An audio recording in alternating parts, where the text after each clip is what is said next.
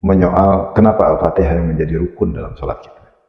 Ada ada kekhususan bagi surat Al-Fatihah ini, ada kualitas tersendiri, dan surat Al-Fatihah mempunyai beberapa predikat yang melekat di dalam surat itu berdasarkan riwayat, berdasarkan sejarah, dan berdasarkan ketentuan Allah. Juga berdasarkan hadis-hadis Nabi yang terkait dengan predikat khusus di dalam surat Al-Fatihah. Pertama, Allah menegaskan di dalam Al-Quran, Allah berfirman, "Walaqad atainaka sab'an minal matsani." Sudah aku turunkan, sudah kami turunkan kepadamu 7 ayat yang dibaca berulang-ulang. Dan itu yang dimaksud dengan Al-Fatihah. Sejalan dengan itu dalam satu riwayat dalam hadis Imam Ahmad, Ibn Mu'ala ketika sedang sholat, tangannya ditarik oleh baginda Rasul, "Maukah kamu aku ajarkan, aku berikan satu nasihat?"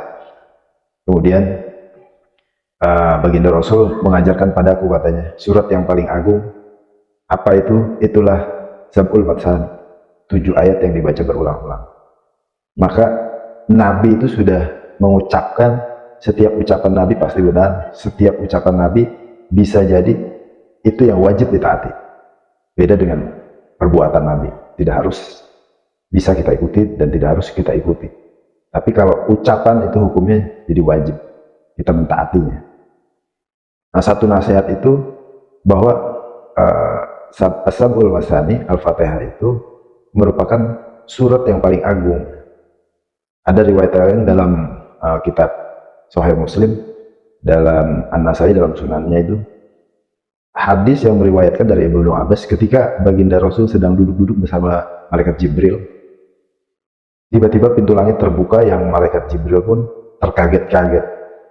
Tidak pernah terjadi sebelumnya pintu langit terbuka. Hari itu terbuka dan turun malaikat menyampaikan 2 berita gembira kepada baginda Nabi. Sampaikan kepada umatmu, ini Allah memberikan berita gembira. Apa? Yang pertama adalah surat Al-Fatihah. Yang kedua, ayat terakhir surat Al-Baqarah. Berarti dimulai dari la yukallifullahu nafsan illa wus'aha ila akhirnya. Itu 2 surat yang diturunkan tidak melalui Jibril, tapi langsung dari dibukanya pintu langit. Berarti Al-Fatihah di situ punya keistimewaan tersendiri. Ini dalam hal-hal umum terkait dengan spesialnya surat Al-Fatihah. Maka predikat yang melekat di dalam surat Al-Fatihah itu, Al-Fatihah disebut sebagai Ummul Kitab. Al-Fatihah disebut as-shalah. Bagaimana hadis qudsi Allah menyampaikan qasamtu sholati. Jadi Al-Fatihah itu disebut juga as-shalah, dari ar-ruqyah, sebagai asifa, disebut asifa. Cerita menyangkut dengan asifa itu sebagai penyembuh ketika beberapa sahabat sedang dalam perjalanan, kita sudah tahu, kemudian ketemu kepala suku yang tersengat binatang, kemudian dibacakan surat Al-Fatihah, seketika sembuh. Yang kemudian sahabat diberikan hadiah 3 ekor kambing. Tidak berani sahabat memakan, kemudian sahabat menceritakan kejadian itu kepada baginda Nabi. Yang kemudian baginda Nabi memakan hadiah kambing tersebut, sisakan bagiannya untukku, kata Nabi. Artinya Nabi ketika itu menyepakati itu, ketika Fatihah digunakan untuk sebagai penyembuh, ayat yang dapat menyembuhkan, surat yang dapat menyembuhkan, maka disebut kata lainnya asifah. Para ahli tafsir pun menerjemahkan demikian. Menurut Al-Bukhari dalam kitab tafsirnya disebut Ummul Kitab, Ummul Quran. Fatihah itu disebut itu Ummul Kitab dan Ummul Quran karena Fatihah itu pertama, Ummul Kitab itu sebagai pembuka dalam Quran, dan surat pertama Al-Fatihah. Yang kedua, sebagai surat awal di dalam sholat, dalam aktivitas sholat. Nah, ini kekhususannya ini yang seringkali diremehkan oleh kebanyakan kaum muslimin. Mereka tahu, kebanyakan tahu lah bahwa Fatihah itu rukun, hukumnya itu wajib di dalam rangkaian sholat. Maka jika salah satu rukun tidak terpenuhi, tidak sah sholatnya. Maka ketika Fatihah itu tidak dibaca, atau bahkan dibaca tapi tidak secara benar, maka itu bisa dapat dikatakan itu sebuah pelanggaran karena bisa merubah makna. Sementara Fatihah merupakan surat yang paling agung, surat yang mengandung perjanjian. Di situ tuh Allah menegaskan, qasamtu sholati baina wa baina abdi wa li abdi masalah. Aku membagi sholat antara diriku dan hambaku menjadi dua bagian. Untuk hambaku apa yang dia minta. Maka jika bacaannya tidak baik, bacaannya tidak tepat, banyak hukum-hukum tajwid yang dilanggar, ada penyelewengan makna di sana. Oleh karena segala sesuatu tadi, tuntunan syariat itu dilakukan bil ilmi, harus berbasis keilmuan. Maka 1400 tahun yang lalu baginda Nabi sudah menegaskan, bahkan mewajibkan thalabul ilmi fardhatun ala kulli muslim wal muslimat. Wajib tuh bagi muslim laki-laki dan perempuan untuk menuntut ilmu, apalagi terkait dengan aktivitas ibadah yang dilakukan yang wajib-wajib. Itu kena khitabnya wajib. Kalau wajib itu berdasarkan kaidah usul fikih adalah suatu perbuatan yang jika dilakukan itu mendapatkan pahala, dan jika tidak dikerjakan dia akan disiksa. Kaidah usul fikihnya. Maka tidak bisa dianggap asal-asalan, sholat yang asal-asalan. Atau sebagian orang menganggap bahwa ketika kita jamaah maka ditanggung imam. Nanti dulu, ada hadis-hadis yang menegaskan bahwa seorang makmum pun harus baca Fatihah tuh, karena hadisnya jelas. Man sholat salatan lam yaqra bi umul qur'ani fa yakhidajun salah ghairu tamam.